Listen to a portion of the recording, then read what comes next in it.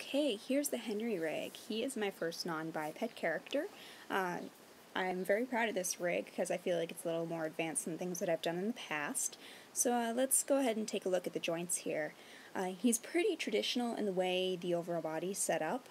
Taking a look at the legs here, for instance, they're pretty much set up in the same way that a biped character is, with the only exception being instead of heel pivot, banking, toe controls, he pretty much just has a roll and a bank.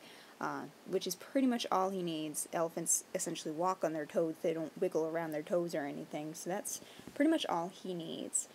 If we go ahead and take a look at the spine here, pretty much what I've done is I've set up a bunch of clusters that are then controlled by these three controls here. And you can see there's the base one, here's the middle one, and then we have the top one right here, and those will all affect each other. And that, it's pretty similar to what you would find in a traditional biped rig. Moving on to the trunk here, it's set up pretty much the same way the fingers are set up on a hand or an arm control. There's different settings that you can use. I have like a U-tip, an L-tip, and then I have controls that will affect the entire trunk.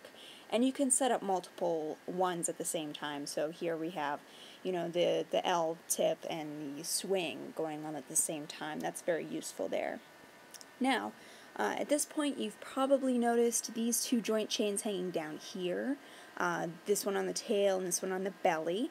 Pretty much those are hair follicles that control joints. So pretty much it allows the tail to just kind of hang there and move with the body, so it just kind of swings, so that's that much less I have to animate. You just notice the gut there just kind of flipping around. I put that one there so it conveys a more sense of weight and sense of sag. It is very sensitive, but when you're having something as subtle as a walk cycle, the movements are indeed very subtle, and it's not going to flip around like that, but it gives a good sense of just weight.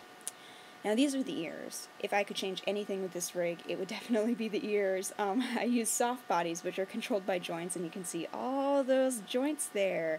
I had to weight paint all of those, and I had to do a lot of troubleshooting. It was just a lot more trouble than it was worth to do the soft bodies. If anything, I would go ahead and just scrap that and do end cloth, to be honest.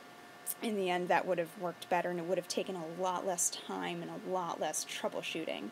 And I think the overall effect would have been better if I went ahead and used the end cloth instead of the soft bodies. At the time, I thought they would have been a more effective solution.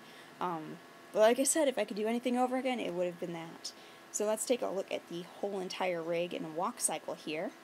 So pretty much turn on the joints here and let it play.